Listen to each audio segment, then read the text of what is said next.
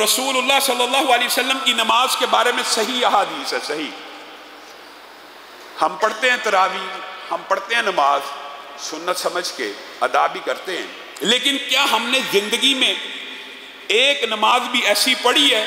کہ جس کا ذکر حدیث میں آتا ہے کہ رسول اللہ صلی اللہ علیہ وسلم رات کو اللہ کے سامنے کھڑے ہو جاتے، اتنا لمبا قیام کرتے، امہات المومنین بیان کرتی ہیں کہ پاؤں پھول جاتے ہیں؟ بتائیے آپ میں سے کوئی ایک بندہ ایسا ہے جو اتنے لمبے قیام کرتا ہو کہ پاؤں سوج جائیں، پھول جائیں؟ اور ماں عائشہ امہات المومنین کہتی ہیں اللہ کے رسول کیا ہو گیا اتنا لمبا قیام؟ تو کہتے میں اللہ کا فرما بردار بندہ نہ بن جاؤں؟ اللہ تعالیٰ نے رسول اللہ صلی اللہ علیہ وسلم کے اس خشوع کو، اس قیام کو دیکھ کر آسمان سے آیتیں نازل کر دی، مَا أَنزَلْنَا عَلَيْكَ الْقُرْآنَ لِتَشْقَىٰ، اے اللہ کے رسول، اے پیارے حبیب، اے میرے پیغمبر، آپ کے اوپر قرآن پاک اس لیے نہیں تھا اتارا کہ آپ مشقتوں میں پڑ جائیں۔ قُمِ اللَّيْلَ إِلَّا قَلِيلًا، آپ تو دو تہائی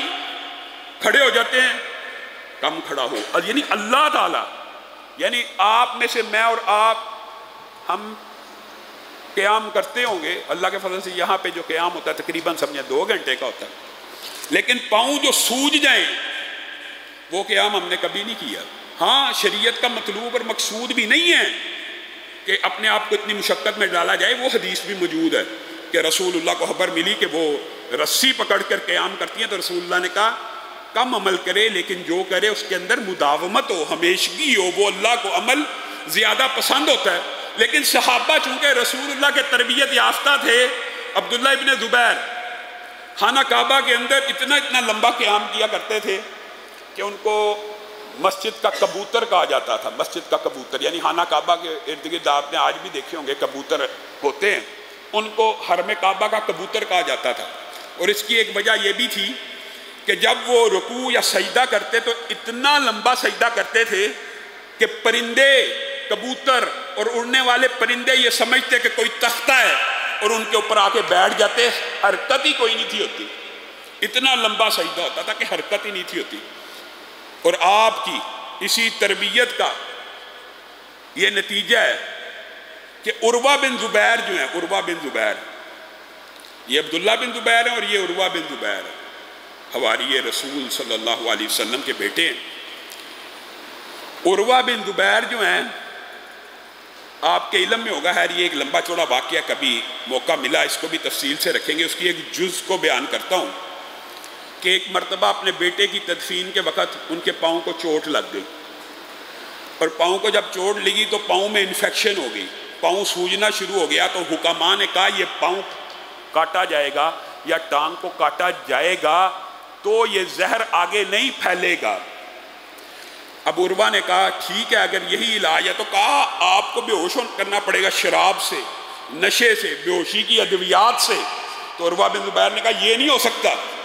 کہ میں حرام کے ذریعے اپنا علاج کراؤں، حالانکہ جان بچانے کے لیے اضطراری حالت میں تو حرام بھی جائز ہو جاتا ہے۔ کہنے لگے یہ نہیں ہو سکتا کہ مدہوشی کی، بے ہوشی کی یا شراب پی کے یا نشے میں مجھے دھت کر دو اور پھر میں اپنی ٹانگ کٹاؤں، یہ نہیں ہو سکتا۔ 2 واقعات ہیں، 2 الفاظ ہیں، ایک میں انہوں نے کہا کہ میں اللہ کا ذکر کرنا شروع کرتا ہوں، اور بعد تاریخ کی روایات میں آتا ہے انہوں نے کہا ہاں میں ٹانگ کٹواتا ہوں، میں نماز کو قائم کرتا ہوں، پھر مجھے کوئی پتہ نہیں چلے گا تو میری ٹانگ کو کاٹ دینا۔ انہوں نے نماز کو قائم کیا، ان کی ٹانگ کاٹ دی گئی، اور دوران نماز جب ٹانگ کو کاٹا جا رہا ہے ان کے منہ سے سسکی بھی نہ نکلی۔ اب بتائیے یہ خشوع و خضوع آپ سے اور مجھ سے حقیقت میں مطلوب ہے؟ اور میرے ذہن میں مولانا عبداللہ غزنوی کا وہ واقعہ آ گیا کہ سید نذیر حسین محدث دہلوی رحمہ اللہ کہا کرتے تھے، یہ عبداللہ غزنوی ہمارے پاس آیا تھا حدیث پڑھنے، ہے تھا ہمارا طالب علم، سیکھنے ہم سے آیا تھا، لیکن نماز ادا کرنے کا طریقہ ہمیں سکھلا گیا۔ ایسی نماز پڑھا کرتے تھے، ان کے بارے میں آتا ہے کہ تیز موسلا دار بارش ہوئی، امامت کروا رہے تھے، تیز موسلا دار بارش ہوئی، نمازی پیچھے سے بارش طوفانی کی وجہ سے چلے گئے، اور یہ سلام پھیرنے کے بعد جب لوگوں نے کہا آپ کو اندازہ نہیں ہوا بارش کا، تو کہنے لگے اللہ کی قسم پتہ بھی نہیں چلا کہ بارش ہو رہی ہے۔ ایسی نماز پڑھا کرتے تھے۔